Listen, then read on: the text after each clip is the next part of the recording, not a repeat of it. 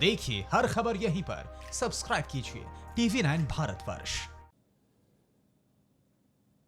और क्या दिल्ली में अब कोरोना सरकार के हाथ से निकलता जा रहा है? यह सवाल इसलिए क्योंकि ऐसा पहली बार हुआ है जब दिल्ली को भी अपने बॉर्डर्स दूसरे राज्यों की तरह सील करने पड़े हैं। क्या है इसकी असली वजह? देखिए 100 सेकंड की इस रिपोर्ट में। दिल्ली में कोरोना के लगातार बढ़ते कोरोना केस को देखते हुए दिल्ली ने अपनी सारी सीमाएं एक हफ्ते तक के लिए सील कर दी हैं। दिल्ली के सीएम अरविंद केजरीवाल ने सीमाएं सील करने का ऐलान करते हुए कहा कि सिर्फ जरूरी सेवाओं को ही बॉर्डर से आने जाने की इजाजत होगी।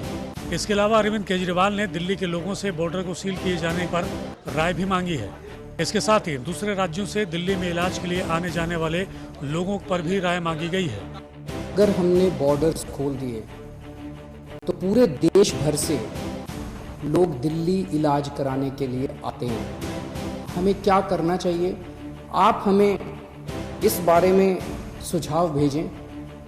शुक्रवार को 5 बजे तक आपके सुझावों का इंतजार रहेगा। अरविंद केजरीवाल ने दिल्ली के लिए अनलॉक 1 की गाइडलाइंस का भी ऐलान कर दिया है। दिल्ली में अब कामकाज अनलॉक। दिल्ली में सभी सैलून खुले, स्पा बंद रहेंगे। ऑटो ई रिक्शा पर सवारी प्रतिबंध हटाए गए हैं। 4 व्हीलर और 2 व्हीलर पर भी सवारी के प्रतिबंध हटाए गए हैं। बाजार में भी सभी दुकानें खोलने का ऐलान किया गया है। बाजार खोलने का ऑड इवन फॉर्मूला खत्म हो गया है। दिल्ली में अब सभी इंडस्ट्री खोल दिए गए हैं। रात 9 बजे से सुबह 5 बजे तक कोई भी अपने घर से नहीं निकलेगा। दिल्ली के सीएम केजरीवाल ने यह भी कहा है कि दिल्ली में कोरोना के मरीजों के लिए सभी जरूरी इंतजाम पूरे कर लिए गए हैं। लेकिन लगातार बढ़ते केस के मद्देनजर अब केजरीवाल भी दिल्ली में कोरोना के मरीजों को लेकर चिंता में नजर आ रहे हैं। शायद इसीलिए केजरीवाल को दिल्ली के बॉर्डर को एक हफ्ते के लिए सील करना पड़ा है और दूसरे राज्यों से इलाज के लिए दिल्ली आने वाले लोगों पर भी रायशुमारी करनी पड़ी है। तो देखिए बड़ी बात यह है कि 67 दिन के लॉकडाउन के बाद, लॉकडाउन 4 के बाद अब अनलॉक 1 की शुरुआत हो चुकी है। पहले केंद्र की तरफ से गाइडलाइन जारी की गई और उसके बाद अलग अलग राज्यों की तरफ से भी जो नियम और शर्तें हैं उनके बारे में जानकारी दे दी गई है और कहा यह जा रहा है कि इन गाइडलाइंस का पालन करते हुए संक्रमण के इस दौर से हम सबको निपटना होगा। लेकिन कैसे, यह देखिए 100 सेकंड की इस रिपोर्ट में। कोरोना से जंग जारी है, लेकिन यह भी सच है कि इस जंग को जीतने के लिए कोरोना को जिंदगी का हिस्सा बनाना पड़ेगा। इसलिए लॉकडाउन बढ़ाने का सिलसिला खत्म हो चुका है और अब शुरुआत हुई है अनलॉक 1 के पहले चरण की, जिसके तहत राज्य सरकारों ने अपनी जनता के लिए नई गाइडलाइंस जारी की है। सबसे पहले जानते हैं यूपी सरकार की गाइडलाइंस क्या कहती हैं। एक केस मिलने पर 250 मीटर का दायरा कंटेनमेंट जोन होगा। एक केस मिलने पर फ्लोर और ज्यादा केस मिलने पर टावर सील होगा। दुकानदारों को फेस मास्क और सैनिटाइजर रखना होगा। दफ्तरों में 3 पालियों में काम करने पर जोर दिया जाएगा। बाजार सुबह 9 बजे से रात 9 बजे तक खुलेंगे। फुल सीटों के साथ रोडवेज बसों का संचालन हो सकेगा। कार की सभी सीटों और बाइक पर पीछे बैठने वालों को इजाजत होगी। पार्क सुबह 5 से 8 और शाम 5 से 8 बजे तक खुलेंगे। 8 जून से शॉपिंग मॉल्स खोलने की भी तैयारी है। कंटेनमेंट जोन में केंद्र की गाइडलाइंस का सख्ती से पालन होगा। कंटेनमेंट जोन में इमरजेंसी और जरूरी सेवाओं की सप्लाई होगी। गाइडलाइन तोड़ने पर धारा 144 के तहत कार्रवाई। रात 9 से सुबह 5 बजे तक आने जाने की पाबंदी। होटल, क्लब, रेस्टोरेंट बंद रहेंगे, लेकिन खाने की होम डिलीवरी होगी। बुजुर्ग, गर्भवती महिला और बच्चे के घर से बाहर निकलने पर पाबंदी रहेगी। दुकानें, फैक्ट्री, दफ्तर निर्धारित समय तक खुलेंगे। कारखानों में निर्देशों के मुताबिक नाइट शिफ्ट की छूट। सभी के लिए मास्क पहनना अनिवार्य होगा। 8 जून से शॉपिंग मॉल्स, होटल खुलेंगे। बसें 60% यात्रियों के साथ चलेंगी। बाइक पर 2 और कार पर 4 लोग बैठ सकेंगे। कंटेनमेंट जोन के बाहर दफ्तर, दुकानें और कारखाने खुलेंगे। वैसे तो बिहार सरकार अनलॉक 1 के लिए अपनी तरफ से गाइडलाइन जारी नहीं कर रही है, लेकिन सरकार का कहना है कि जितने मजदूरों को वापस लौटना था वे सभी लगभग लौट चुके हैं। ऐसे में 15 जून के बाद ब्लॉक स्तर के सभी क्वारंटीन सेंटर को बंद कर दिया जाएगा और केंद्र की गाइडलाइन ही राज्य में लागू होगी। तो आप देखिए देश के ज्यादातर हिस्सों में अनलॉक 1 के दौरान लोगों को तमाम तरह की रियायतें दी गई हैं, लेकिन कुछ राज्य ऐसे भी हैं जहां पर अभी इतनी आजादी नहीं है। देखिए रिपोर्ट। देश के ज्यादातर राज्यों ने 1 जून से शुरू हो रहे अनलॉक 1 की तरह ही छूट देने का ऐलान किया है, लेकिन कुछ राज्यों ने अभी भी कई तरह की रोक लगाने का ऐलान किया है। लगातार बढ़ते कोरोना के मामलों को देखते हुए महाराष्ट्र और तमिलनाडु जैसे कुछ राज्यों ने 1 जून से अंतर्राज्यीय परिवहन की मंजूरी नहीं दी है। पूर्वोत्तर के मेघालय और मिजोरम ने भी बाहरियों के लिए अपने दरवाजे बंद रखने का फैसला किया है। उधर कर्नाटक सरकार ने कंटेनमेंट जोन को छोड़कर लॉकडाउन में छूट देने का रास्ता साफ करते हुए राज्य के अंदर और अंतर्राज्यीय आवाजाही पर लगी रोक हटा दी है। महाराष्ट्र और तमिलनाडु ने 1 जून से अंतर्राज्यीय परिवहन की मंजूरी नहीं दी है। महाराष्ट्र और तमिलनाडु में ही कोरोना वायरस के सबसे ज्यादा मरीज हैं। पूर्वोत्तर के मेघालय और मिजोरम ने भी अंतर्राज्यीय परिवहन की मंजूरी नहीं दी है। कर्नाटक सरकार कंटेनमेंट जोन को छोड़कर लॉकडाउन में छूट देने को तैयार नहीं है। पूर्वोत्तर के कुछ राज्यों ने 31 मई के बाद भी अंतर्राज्यीय यात्रा पर प्रतिबंध जारी रखने का फैसला किया है। राजस्थान और तेलंगाना जैसे राज्यों ने ऐलान किया है कि वे अनलॉक 1 के तहत ढील दिए जाने के तौर पर अंतर्राज्यीय आवाजाही की अनुमति देंगे। कर्नाटक सरकार ने कंटेनमेंट जोन को छोड़कर लॉकडाउन में छूट देने का रास्ता साफ करते हुए राज्य के अंदर और अंतर्राज्यीय आवाजाही पर लगी रोक हटा दी है। हालांकि महाराष्ट्र सरकार ने राज्य में फंसे मजदूरों के लिए अंतर्राज्यीय सीमा खोलने का ऐलान किया है। महाराष्ट्र में लॉकडाउन की अवधि 30 जून तक बढ़ाई है। सरकार ने चिकित्सा पेशेवरों, स्वास्थ्य कर्मियों और एम्बुलेंस के लिए भी अंतर्राज्यीय आवाजाही की अनुमति दी है। पूर्वोत्तर में मेघालय और मिजोरम ने भी लोगों को पूरी छूट नहीं दी है। तमिलनाडु में अंतर्राज्यीय बस परिवहन, मेट्रो और सब अर्बन ट्रेन सेवाओं पर प्रतिबंध जारी रहेगा। मिजोरम सरकार ने भी कहा है कि यात्रियों को ले जाने वाले वाहनों की सभी अंतर्राज्यीय या सीमा पार आवाजाही प्रतिबंधित रहेगी। और इस बीच भारत में पिछले 24 घंटे में 8000 नए केस कोरोना वायरस के संक्रमण के सामने आ गए हैं। आशंका लगातार ये बनी हुई है कि कुछ ही दिनों में 2 लाख के पार पहुंच जाएगा भारत में मरीजों का आंकड़ा। लेकिन इन सारी नेगेटिव खबरों के बीच हम आपके लिए लेकर आए हैं कुछ राहत भरी खबरें भी। देखिए जरा। आज से लॉकडाउन का दौर खत्म हो गया है और देश अनलॉक के दौर में प्रवेश कर गया है। लेकिन कोरोना का खतरा लगातार बढ़ता ही नजर आ रहा है। पिछले 24 घंटों में देश में फिर कोरोना के नए मामले 8000 का आंकड़ा पार कर चुके हैं। हालांकि कम से कम 2 मोर्चों पर भारत में अच्छे संकेत देखने को मिले हैं। पहला, कोरोना से ठीक हो रहे मरीजों की रिकवरी रेट काफी अच्छी है और दूसरा, कोरोना के संक्रमण की दर में भी लगातार कमी देखी जा रही है। बाकी देशों की तुलना में भारत में कोरोना की रफ्तार कम, बाकी देशों की तुलना में कोरोना के केस दोगुने होने की रफ्तार भी ज्यादा है। 21 मार्च तक भारत में कोरोना की ग्रोथ रेट 30% थी। 14 अप्रैल तक देश में कोरोना की संक्रमण दर 10% रह गई। 3 मई आते आते देश में कोरोना की नई ग्रोथ रेट 7% रह गई और अब मई खत्म होते होते भारत में कोरोना की ग्रोथ रेट 5% बची है। भारत में कोरोना का पहला केस 30 जनवरी को केरल में सामने आया था। 2 फरवरी तक केरल में 3 मरीज सामने आए थे और ये तीनों ही चीन के वुहान से लौट कर आए थे। अब मई खत्म होते होते देश में कोरोना वायरस के 18 हफ्ते पूरे हो चुके हैं,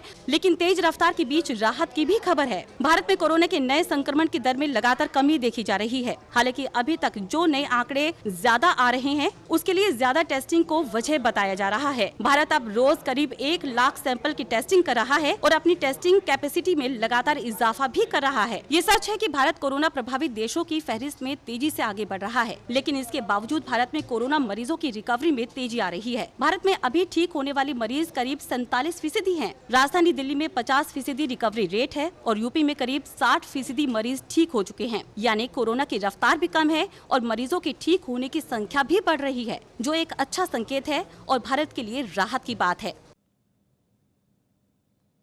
और मुंबई में एक अस्पताल को कोविड अस्पताल घोषित किए जाने के बाद स्थानीय लोगों ने इसके खिलाफ मोर्चा खोल दिया। विरोध प्रदर्शन का सिलसिला शुरू हो गया। आखिर क्यों, देखिए इस रिपोर्ट में। इस वक्त मैं मुंबई के घाटकोपर इलाके में हूं। यहां पर मेरे पीछे आप तस्वीर देखिए, ये दिशा हॉस्पिटल है। दिशा हॉस्पिटल की जो बिल्डिंग है ये रिहायशी इमारत है। करीब 500 से ज़्यादा लोग इस इमारत में रहते हैं। इस दिशा हॉस्पिटल को कोविड सेंटर डिक्लेयर किया गया है और उसके ठीक सामने आप ये देखिए, यहाँ पर सब्जी का बाजार लगा हुआ है। यकीन मानिए, अगर कोई भी पेशेंट या उसका रिलेटिव इनके संपर्क में आता है तो इसका पूरा का पूरा खामियाजा यहाँ के रहवासियों को भुगतना पड़ेगा, जो आसपास के लोग हैं सब्जी खरीदने आ रहे हैं। इसके अलावा दिशा हॉस्पिटल के लोग भी साइलेंट प्रोटेस्ट कर रहे हैं। इस वक्त ये सभी साइलेंट प्रोटेस्ट करने के लिए यहाँ पर आए हुए हैं। लोग बीएनसी के अगेंस्ट नहीं है, मगर बीएनसी जो हिसाब से चला रही है कि हमको फ्रीक्वेंसी देने वाले थे, वो करने वाले, ये करने वाले, हॉस्पिटल को बताने वाले थे कि ये सब फ्रीक्वेंसी सोसाइटी अगर 40 बेड का है, मगर 40 बेड के 40 पेशेंट के लिए आज 550-600 आदमी लोग का जान खतरे में डालने का, वो हम लोग को थोड़ा तकलीफ हो रहा है, क्योंकि आधे से जान तो इसमें सीनियर सिटीजन है और इतना प्रॉब्लम है सोसाइटी में। आज जो पीपी किट डाल के सोसाइटी के अंदर घूम रहे हैं वो प्रीमिसेस में हॉस्पिटल के आदमी लोग, तो उसके कोई जिम्मेदारी नहीं है ना सोसाइटी का। सोसाइटी के सेक्रेटरी हैं, ये बताइए नरेश जी, आप लोगों ने इन्हें अपील की थी कि प्रिकॉशंस लें, उसके बाद इस तरह की एडमिशन लें? ये तो सब पहले से उनको बताया गया है, लेकिन वो सुरक्षा को ताक पर रखकर ऐसा कोई भी इंतजामात यहाँ पर दिखाई नहीं दे रहे हैं और ये प्रॉब्लम को मतलब सीरियस नहीं ले रहे हैं। जिस तरह से हम लोग कोरोना को लेकर हमारे रेसिडेंशियल एकदम डरे हुए हैं, उनको कहने के बाद, लेटर देने के बाद भी इसके ऊपर कोई भी कार्रवाई इन लोगों की तरफ से नहीं हो रहा है। सोसाइटी की नाराजगी कोविड पेशेंट के इलाज से नहीं है, बल्कि नाराजगी अस्पताल और बीएमसी की गैर जिम्मेदारी से है। कैमरा पर्सन जतिन बांद्रे के साथ अश्विन पांडे, TV9 भारतवर्ष, मुंबई। और कोरोना के कहर से परेशान महाराष्ट्र और गुजरात की तरफ एक और नई आफत बहुत तेज रफ्तार से आगे बढ़ती हुई नजर आ रही है। मौसम विभाग का यह कहना है कि अरब सागर में जो कम दबाव का क्षेत्र बन रहा है, उसकी वजह से अगले 48 घंटों में महाराष्ट्र और गुजरात में चक्रवाती तूफान आ सकता है। देश में एक तरफ कोरोना का कहर है तो कुछ राज्य प्राकृतिक आपदा से भी दो चार हो रहे हैं। कुदरत की इस मार ने इन राज्यों में कोरोना से चल रही जंग में दखल दिया है, जिससे लड़ाई और मुश्किल हो रही है। उड़ीसा और पश्चिम बंगाल में अम्फान तूफान की तबाही को अभी ज्यादा दिन नहीं बीते हैं कि एक और चक्रवाती तूफान से देश के पश्चिम के राज्यों में दहशत है। अब मौसम विभाग ने महाराष्ट्र और गुजरात के लिए चक्रवाती तूफान की चेतावनी जारी की है। अरब सागर में अगले 48 घंटे में बनने वाले इस कम दबाव एरिया के चलते दोनों तटीय राज्यों में 3 जून तक तूफान के दस्तक देने की संभावना है। मौसम विभाग के मुताबिक अरब सागर में 2 तूफान बन रहे हैं। इनमें से एक अफ्रीकन तट से ओमान और यमन की ओर चला जाएगा, जबकि दूसरा तूफान भारत के करीब आने को तैयार हो रहा है। अगले 48 घंटे में इसकी तीव्रता और बढ़ने के आसार हैं और 3 जून तक ये गुजरात और उत्तरी महाराष्ट्र के तटों को हिट कर सकता है। इस तूफान के दौरान 90 से 100 किलोमीटर प्रति घंटे की हवाएं चल सकती हैं और समंदर के आसपास के हालात बहुत खराब हो सकते हैं। उधर आने वाले तूफान के खतरे को देखते हुए अरब सागर से आ रही आफत को कंट्रोल करने के लिए महाराष्ट्र में एनडीआरएफ की 5 बटालियन तैनात कर दी गई हैं। पालघर में 2 एनडीआरएफ बटालियन, ठाणे में 1 एनडीआरएफ बटालियन, रायगढ़ में 1 एनडीआरएफ बटालियन और रत्नागिरी में 1 एनडीआरएफ बटालियन को तैनात किया गया है। इसके अलावा मुंबई में एनडीआरएफ की 3 बटालियन को आने वाले खतरे को देखते हुए स्टैंड बाई मोड में रखा गया है। जाहिर है कि कोरोना का देश में एपिसेंटर बन चुके महाराष्ट्र में अब तूफान की दहशत ने लोगों के मन में और खौफ बढ़ा दिया है। पिछले कुछ हफ्तों में कोरोना की आफत के बीच प्रकृति भी अपना रौद्र रूप दिखा रही है। तो देश में आज से अनलॉक 1 की शुरुआत हो चुकी है, लेकिन लॉकडाउन की वजह से फूल व्यापारियों का खासा नुकसान हुआ है। अब उनके कारोबार को, उनके व्यापार को कैसे पटरी पर लाया जाए, इसकी योजना शुरू हो चुकी है। कैसे, ये देखिए इस रिपोर्ट में। इस एक तस्वीर को देखकर आप अंदाजा लगा सकते हैं कि लॉकडाउन ने देश को कितना भारी नुकसान पहुंचाया है। तस्वीरें मणिपुर के इम्फाल की हैं, जहां लॉकडाउन की वजह से फूलों की खेती पूरी तरह से बर्बाद हो गई। लॉकडाउन की वजह से मजदूरों का पलायन शुरू हो गया और रखरखाव की कमी के चलते फूलों की खेती बर्बाद होती चली गई। आलम यह है कि जिन खेतों में लॉकडाउन से पहले दूर दूर तक सिर्फ और सिर्फ रंग बिरंगे फूल ही नजर आते थे, अब उन बागानों के सिर्फ 10 से 15% हिस्से पर ही फूलों की खेती हो पा रही है। फूल कारोबारी बेहद निराश हैं। लॉकडाउन में सरकार की ओर से कुछ रियायतें भी दी गई, लेकिन फिर भी कारोबार पटरी पर नहीं लौट सका। मणिपुर के फूल कारोबारियों का दावा है कि लॉकडाउन की वजह से उन्हें 2 महीनों में करोड़ों का नुकसान हो चुका है। अब इस नुकसान की भरपाई में कितना समय लगेगा, कहना मुश्किल है।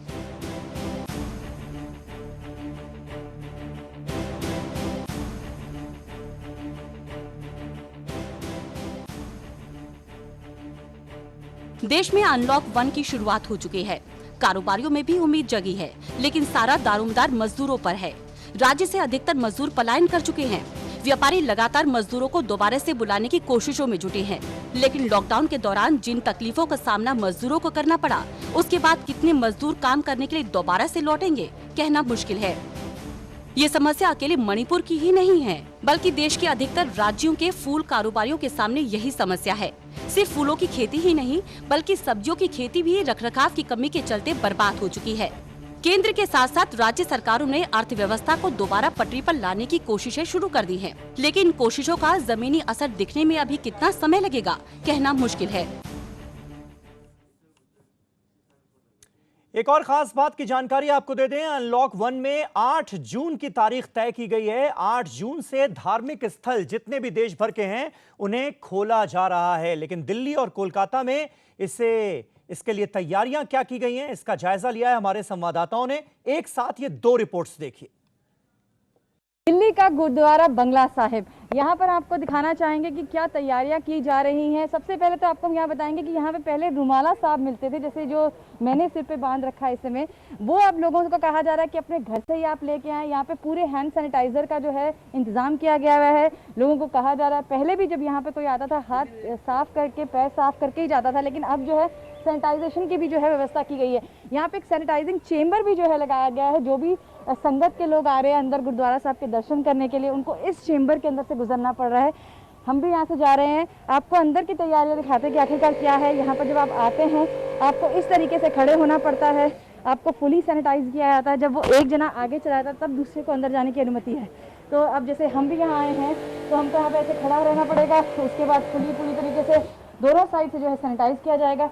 पश्चिम बंगाल सरकार ने ये ऐलान किया था 1 जून से पश्चिम बंगाल और कोलकाता के सभी मंदिर, मस्जिद, गिरजा खोलने के जो आदेश है वो दिया जाता है, जो छूट है वो दिया जाता है, लेकिन ऐसा नहीं होता दिखाई दे रहा है। इस वक्त मैं हूँ कोलकाता के प्रसिद्ध जो मस्जिद है टीपू सुल्तान मस्जिद, वो वहाँ पे मैं खड़ा हूँ, दिखाना चाहता हूँ आपको। देखिए गेट पे जो है ताला लगा हुआ है यहाँ पे, और ये जो ताला लगा हुआ है यहाँ पे, इसको देख के ये समझ में आपको आ रहा होगा जो मस्जिद है यहाँ पे ये नहीं खुलने वाला आज। कब ये खुलेगा इसके बारे में कुछ अभी तक बताया नहीं जा रहा है, क्योंकि इमाम जो है वो यहाँ पे नहीं है। कुछ लोग यहाँ पे हैं, उनके साथ थोड़ा बात करते हैं। आपसे जानना चाहेंगे ये मस्जिद ना खुलने का जो डिसीजन लिया गया है, क्या आप सही मानते हैं इसको? डिसीजन सही है, सरकार का डिसीजन सही है।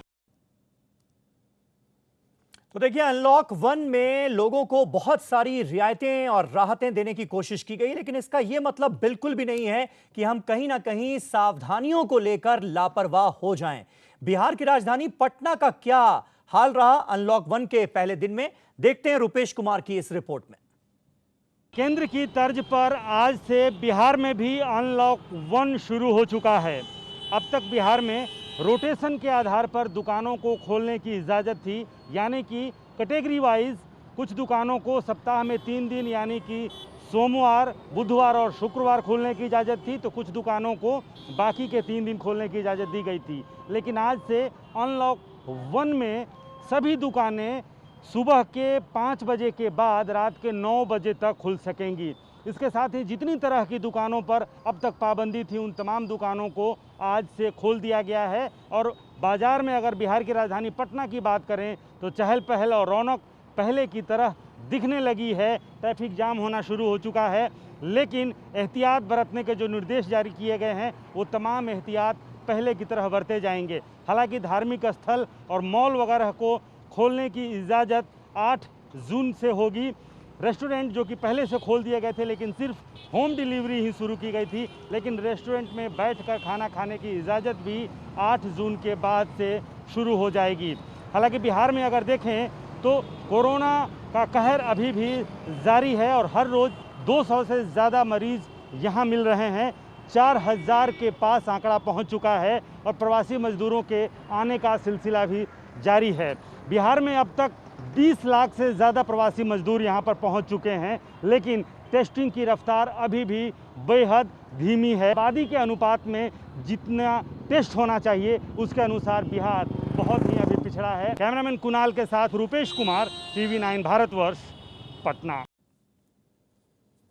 तो अलग अलग राज्यों की तरफ से, सरकारों की तरफ से लोगों को रियायत देने की कोशिश की गई है। एक बड़ी डिमांड ये भी थी कि जो इलाकों के पार्क्स होते हैं उन्हें खोल दिया जाए ताकि लोग जॉगिंग कर पाएं और टहल घूम पाएं। इसे मान लिया गया है। यूपी में पार्कों को खोलने की इजाजत दे दी गई है, लेकिन कुछ पार्क अभी भी ऐसे नजर आए, खासतौर पर बनारस में, जो कि खोले नहीं जा सके। ये रिपोर्ट देखिए। सुबह सवेरे सैर पर निकलने वाले लोगों को अब इस तरह से पार्कों के बाहर एक्सरसाइज नहीं करनी पड़ेगी।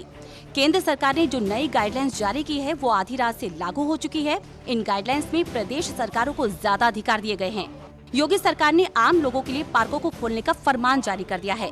हालांकि देर शाम आदेश जारी होने की वजह से कुछ इलाकों में आज भी सुबह पार्क खोले नहीं जा सके। वाराणसी में भी कुछ यही आलम रहा। देर से डीएम का आदेश मिलने की वजह से सुबह लोगों को पार्क बंद ही मिला। डीएम साहब का आदेश मैंने अभी जस्ट देखा, रात में नहीं देख पाया था, तो शाम को हम 5 से 7 ही पार्क खुलवाएंगे। कल से पर डे डेली दोनों टाइम दोनों मीटिंग में जो है 5 से 7 खोला जाएगा। अधिकारियों ने आश्वासन दिया है कि सुबह भले ही लोगों को पार्क बंद मिले हों, लेकिन शाम को लोगों को निराशा नहीं होगी और उन्हें पार्क खुले मिलेंगे। लेकिन आपको बता दें कि पार्क आम लोगों के लिए खोल जरूर दिए गए हैं, लेकिन इसकी टाइमिंग भी फिक्स कर दी गई है।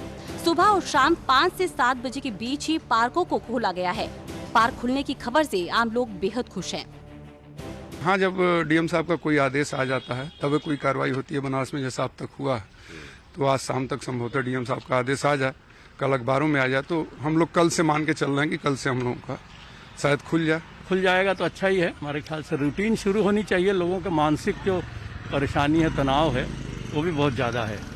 जिस तरह से सरकार ने आम लोगों की सेहत का ध्यान रखते हुए पार्क खोलने का फैसला किया है, उसी तरह से आम जनता को भी अपनी जिम्मेदारी को समझते हुए पार्कों में घूमते समय सोशल डिस्टेंसिंग के नियमों का पालन करना होगा, क्योंकि कोरोना से बचाव ही इस बीमारी से बचने का सबसे कारगर तरीका है।